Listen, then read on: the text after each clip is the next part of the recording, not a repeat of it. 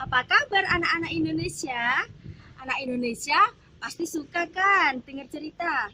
Hari ini Bunda punya cerita nih. Ceritanya tentang Nabi Ibrahim yang diperintahkan oleh Allah untuk menyembelih anaknya, yaitu Nabi Ismail. Wah, mengerikan ya. Gimana ya ceritanya? Kalau mau tahu, dengerin ya. Dengerin Bunda cerita sampai selesai, oke? Ceritanya pada zaman dahulu, sebelum adanya kehidupan manusia, sebelum Bunda lahir, sebelum kalian semua lahir, sudah ada loh kehidupan, yaitu pada masa kehidupan Nabi, tepatnya Nabi Ibrahim. Dulu Nabi Ibrahim menikah dengan dua wanita. Jadi Nabi Ibrahim itu punya dua istri. Yang istri pertama itu, Assalamualaikum. Apa kabar anak-anak Indonesia? Anak-anak Indonesia pasti suka kan dengerin cerita. Hari ini Bunda punya cerita nih. Ceritanya tentang Nabi Ibrahim yang diperintahkan oleh Allah untuk menyembelih anak pertamanya, yaitu Nabi Ismail. Wah, mengerikan ya. Mau tahu ceritanya? Kalau mau tahu, dengerin Bunda cerita ya. Dengerin sampai selesai. Ceritanya pada zaman dahulu, ketika sebelum kita lahir, sebelum Bunda lahir, sebelum adanya kehidupan manusia, sudah ada loh yang namanya kehidupan, yaitu masa kehidupan para nabi, tepatnya Nabi Ibrahim.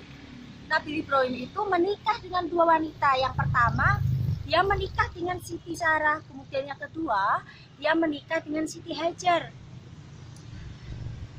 Namun di pernikahannya dengan Siti Sarah, Nabi Ibrahim belum dikaruniai anak.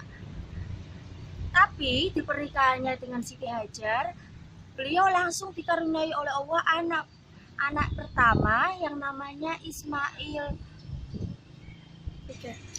Nabi Ibrahim sangat bahagia dengan kehidupannya bersama istrinya dan juga anaknya. Nabi Ibrahim terlihat sangat bahagia, namun di balik kebahagiaannya, Siti Sarah sering merasa bersedih. Kenapa ya Siti Sarah bersedih? Karena dia merasa kalau dirinya itu belum sempurna di mata Ibrahim. Karena apa? Karena Siti Sarah belum bisa memberikan anak kepada Ibrahim. Siti Sarah terus bersedih. Sering dia bersedih, dia sering menyendiri, dia sering merasakan kesedihannya. Tapi suatu hari Nabi Ibrahim melihat Sarah sedang bersedih. Kemudian Nabi Ibrahim bertanya, "Istriku, kenapa kamu bersedih? Ada apa?" Kemudian Siti Sarah menjawab, "Aku sedih Ibrahim, aku sedih suamiku. Aku sedih melihat kebahagiaanmu bersama anakmu.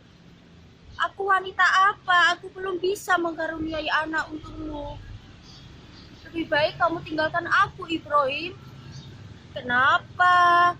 Aku tetap menyayangimu. Di mataku kamu sempurna. Mungkin Allah belum mengkaruniai kita anak, tapi insya Allah besok atau lusa pasti Allah mengkaruniai anak." Kemudian karena sering melihat Siti Sarah bersedih, Nabi Ibrahim mempunyai rencana. Dia punya rencana untuk membawa pindah Siti Hajar bersama Ismail ke suatu kota, yaitu ke kota Mekah. Dan Siti Hajar pun setuju dengan rencana Ibrahim. Dan akhirnya Ibrahim dan Siti Hajar pindah ke kota Mekah bersama Ismail. Namun semakin bertambah hari, semakin bertambah tahun, Ismail pun tumbuh menjadi seorang remaja yang sangat tampan dan juga sangat berani. Ibrahim semakin merasa bahagia dengan kehidupannya karena anaknya Ismail telah tumbuh menjadi sosok pria yang sangat berani dan juga sangat tampan. Namun kebahagiaannya Ibrahim hilang sesaat. Karena apa? Karena suatu malam ketika Nabi Ibrahim tidur, Nabi Ibrahim bermimpi. Apa ya mimpinya? Apa mimpinya sehingga dapat menghilangkan kebahagiaannya Ibrahim? Ternyata ya, mimpinya itu Ibrahim bermimpi Allah memerintahkannya untuk menyembelih anaknya Ismail itu. Wah, kenapa ya? Kenapa Allah memerintahkan Nabi Ibrahim seperti itu? Ada apa? Nabi Ibrahim sangat sedih. Dia selalu setiap harinya dia terus memikirkan yang ada di mimpinya itu. Tadinya Nabi Ibrahim tidak mau menuruti perintah Allah. Tapi mau gimana lagi? Mimpi Nabi kan sama dengan Allah menurunkan wahyunya. Nabi Ibrahim harus menurutinya, harus melaksanakan perintah Allah. Karena itu adalah bagian dari wahyu yang diberikan Allah kepadanya. Tadinya Nabi Ibrahim tidak mau. Iblis terus menghasut Nabi Ibrahim untuk tidak melaksanakan perintah Allah. Tapi Nabi Ibrahim ingat, kalau kita harus selalu beriman kepada Allah, kita harus selalu percaya kepada Allah bahwa ini adalah yang terbaik menurut Allah. Dan akhirnya Nabi Ibrahim memutuskan untuk menceritakan mimpinya itu kepada Nabi Ismail, anaknya yang akan disembelihnya itu atas perintah Allah. Nabi Ibrahim berkata kepada Ismail, Nak, semalam ayah bermimpi. Ayah bermimpi Allah memerintahkan ayah untuk menyembelihmu.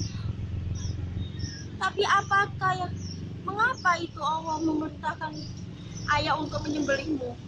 Ayah tidak mau melaksanakan perintah Allah, ya tidak mau. Ayah sangat menyayangimu, Nak. Terus Nabi Ismail menjawab, Ayah, perintahkan saja. Ayah, laksanakan saja perintah dari Allah. Itu perintah dari Allah, Ayah. Nabi Ismail ikhlas kalau ayah membunuh Ismail karena itu adalah perintah Allah. Ismail yakin kalau ini semua pasti ada hikmahnya, Ayah.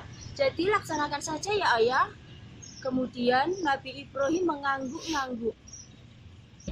Mengangguk-ngangguk menandakan kalau dia setuju. Dan semakin hari tibalah di mana saat hari itu adalah hari penyembelihan Ismail. Tangan Ismail diikat, kakinya diikat, kemudian dibaringkan. Sedangkan Nabi Ibrahim sudah menyediakan pedang yang sangat besar dan sangat tajam untuk menyembelih anak pertamanya itu. Kemudian dengan air mata yang bercucuran, dia sangat bersedih memandang wajah anaknya yang hendak dia sembelih. Dia berpikir, ya Allah, kenapa ya aku harus merenggut nyawa anakku? Apa yang akan terjadi pada diriku ya Tuhan?